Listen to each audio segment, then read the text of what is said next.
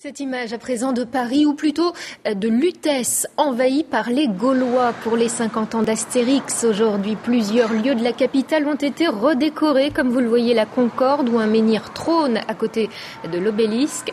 Et puis, à cette occasion, la patrouille de France a elle aussi voulu rendre hommage à Albert Uderzo, le dessinateur qui a aussi créé la même année, en 59, les Chevaliers du Ciel. Patrick Esther, Guy Sabat.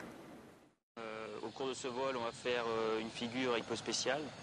Donc on va briefer, on va faire la musique. Un briefing très particulier pour la patrouille de France. Exceptionnellement, il n'a pas lieu sur une base aérienne, mais dans la maison de campagne d'Albert Uderzo, devant le Mirage 3 que l'auteur de bande dessinée a installé dans son jardin. C'est que le père d'Astérix est également le créateur de Michel Tanguy et la Verdure, deux pilotes de chasse qui volent depuis 1959 sur un Mirage 3 exactement identique à celui qu'il possède. J'ai un ami qui a eu l'idée un jour de me dire « Tu n'aimerais pas avoir un Mirage 3 chez toi ?» J'ai cru qu'il plaisanterait, je lui ai dit « Pourquoi pas ?» C'est qu'il plaisantait pas du tout. Et il est arrivé un jour en transportant un Mirage 3, évidemment, qui était loin d'être dans l'état de celui que vous voyez derrière moi. Il y a quelques semaines, donc, la patrouille s'est rendue en Normandie pour rencontrer l'auteur.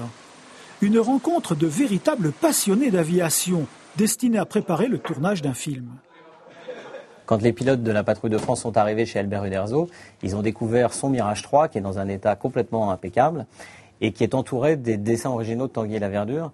Et c'était très amusant de voir les pilotes de la patrouille de France qui regardaient ces planches un peu comme des enfants. Il y a beaucoup de pilotes de chasse qui sont devenus pilotes de chasse dans l'armée de l'air française en lisant Tanguy et la Verdure enfant. Ils ont rêvé à ça devant ces dessins, ces BD, ça leur a donné envie de faire une carrière de pilote de chasse.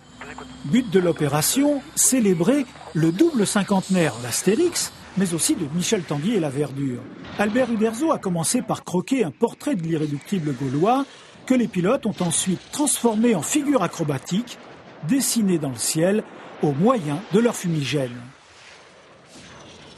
Chapeau bas, madame et messieurs, pour cet hommage aussi extravagant qu'éphémère.